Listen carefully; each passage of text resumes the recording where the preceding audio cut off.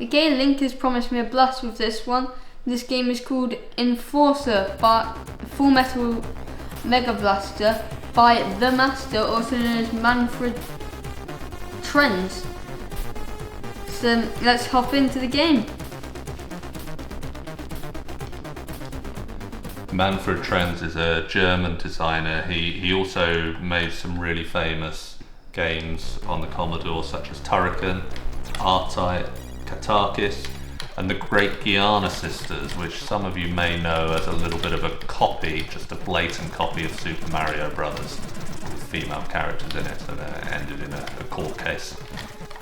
But he made these games later on in the life cycle of 8-bit computing, and I think you can tell that he's just absorbed all of the learnings about what works with graphics and how to get the most sound out of the machine and the speed and the most stuff happening on screen at the same time. He clearly just pulled everything together that the system was capable of and put it all into one game.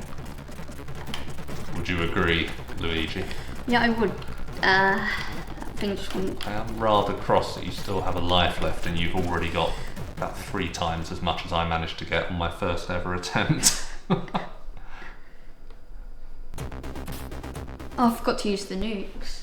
Yes, so if you hit the space bar on this, you fire what's called a smart bomb, and you'll see at the bottom that you've got 3 smart bombs, and they will kill everything on the screen. So you've collected some upgrades, so now you're firing 2 bullets at an angle. The more you upgrade the craft, the easier it is to get through the level, as long as you can avoid rocks and ledges and everything else. No, give me that. So that gives you a bit of a shield, I think, the blue ones. Yeah, I think it decreases damage. Oh no, I'm about to lose my first life. How do you feel about the graphics and sound? Feels like almost a what's it called, bit? 16-bit? Yeah, it feels like a 16-bit. To me at least. I agree. I think if I had seen this on my Super Nintendo in 1993, I think I would have been pretty happy with this game. But it's on a Commodore 64, which is frankly astounding. The graphics and the sound, which I think you'll agree are pretty good. Do you like the sound? Yeah, I really like the sound. It sounds amazing. Proper 1980s synth rock, isn't it? It's lots of voices in there, lots of very 1980s synthesizer sounds. Let's see if you can get onto the high score table. Oh, I accidentally pressed the mini nuke by accident. What's the mini nuke? The smart bomb, as you call it, I call it the nuke because it just deletes everything. Yeah. Oh, this is good. So if you can get to this point before you get to the asteroid belt, it's easier to get through. I haven't completed level 1 yet. I read there are 6 levels to play.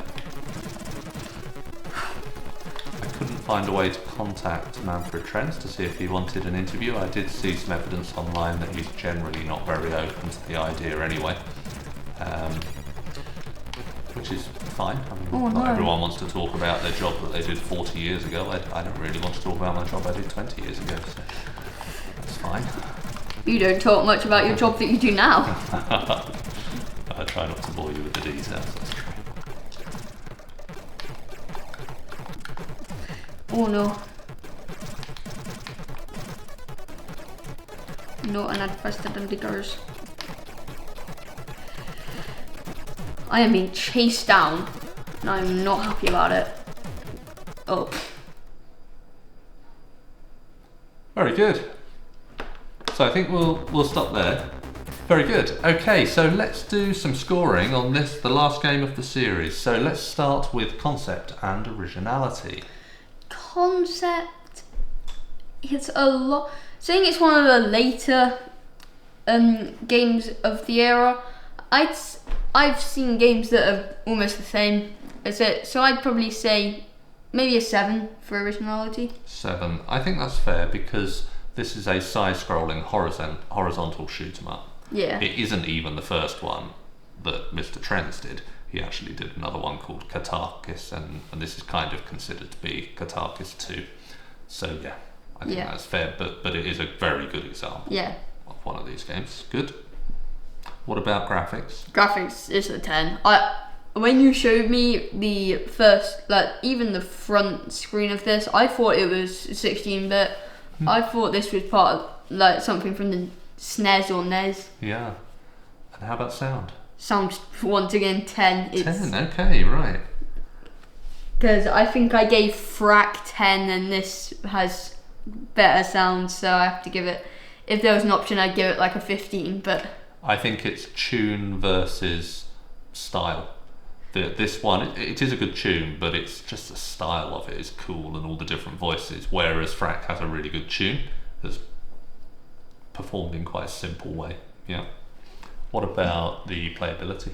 Playability, the only problem I've found is it feels like it goes up more quicker than it goes down.